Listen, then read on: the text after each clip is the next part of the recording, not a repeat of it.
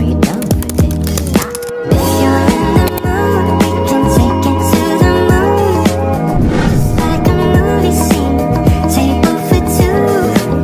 No need to be fair, I want you instead. Materi hukum perdata. Pengertian hukum perdata adalah rangkaian peraturan hukum yang mengatur hubungan subjek hukum, orang dan badan hukum yang satu dengan subjek hukum yang lain, dengan menitik beratkan pada kepentingan pribadi dari subjek hukum tersebut.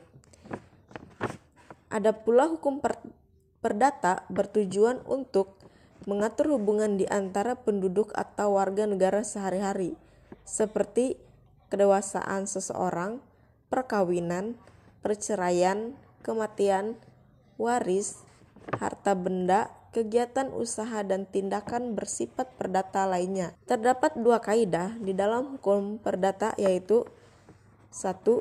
Kaidah tertulis adalah kaidah hukum perdata yang terdapat di dalam peraturan perundang-undangan, traktat, dan jurisprudensi. Kedua, kaidah tidak tertulis adalah kaidah hukum perdata yang timbul, tumbuh, dan berkembang dalam praktik kehidupan masyarakat atau kebiasaan. Hukum perdata dibedakan menjadi dua, yaitu hukum perdata material dan hukum perdata formal.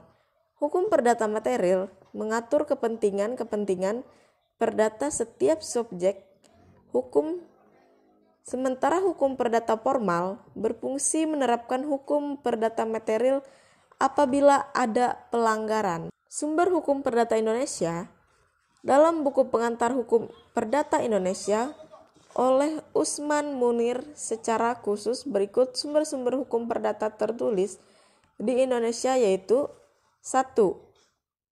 Algemene Bapalingen Pan Met Geping atau AB. 2. Borgelik Wetboek BW atau Kitab Undang-Undang Hukum Perdata. Ketetapan produk hukum dari Hindia Belanda yang berlaku di Indonesia berdasarkan asas konkordanti. 3. Kitab Undang-Undang Hukum Dagang atau Wetboek Pan Kouvenhel atau WUK.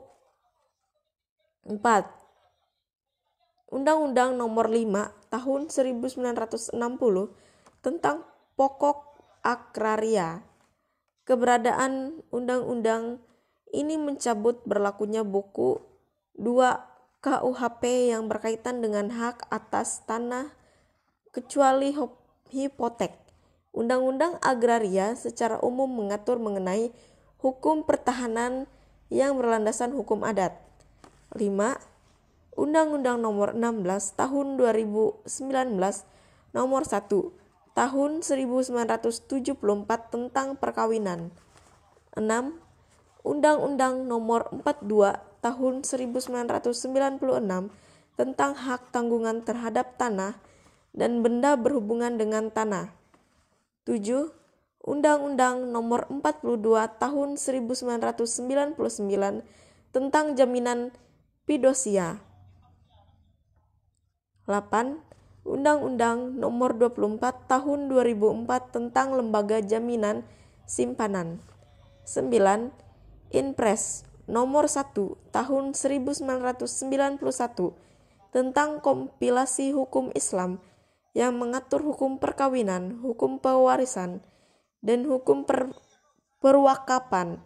Ketentuan ini berlaku hanya bagi orang-orang yang beragama Islam. Unsur-unsur hukum perdata dalam buku hukum perdata Indonesia oleh PNH Simanjuntak 2015 ada 4 bagian. Hukum perdata menurut ilmu pengetahuan hukum, yaitu hukum perorangan, adalah hukum yang memuat peraturan-peraturan tentang manusia sebagai subjek dalam hukum. Peraturan-peraturan mengenai perihal kecakapan seseorang di dalam hukum.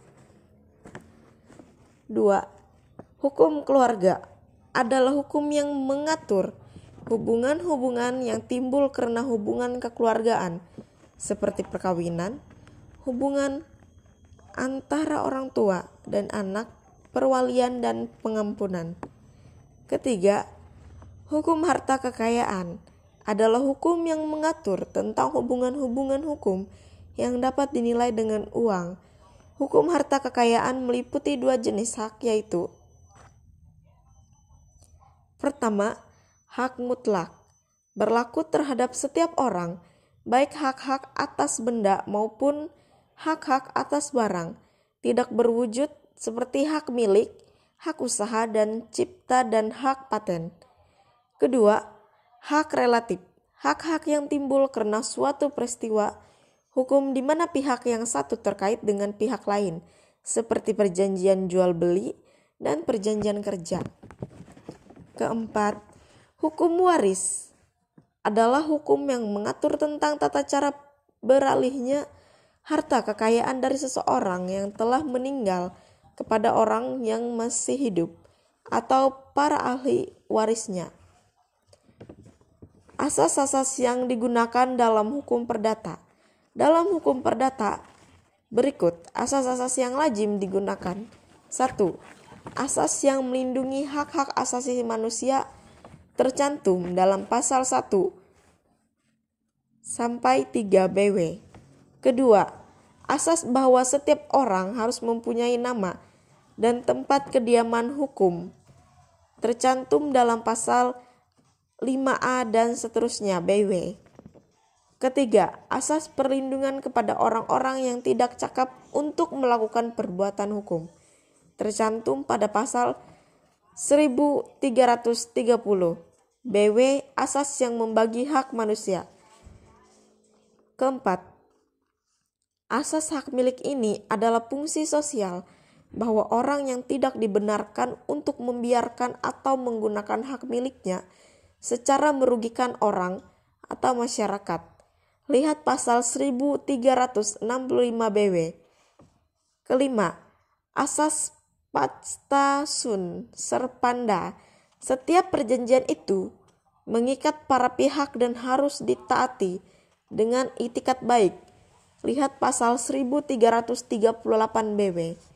Keenam, asas kebebasan dalam membuat perjanjian dan persetujuan sering juga dikenal dengan asas kebebasan berkontrak. Setiap orang bebas dalam membuat perjanjian bagaimanapun bentuk dan isinya dengan syarat tidak berketentuan dengan kesulitan, tertib hukum, dan undang-undang yang berlaku.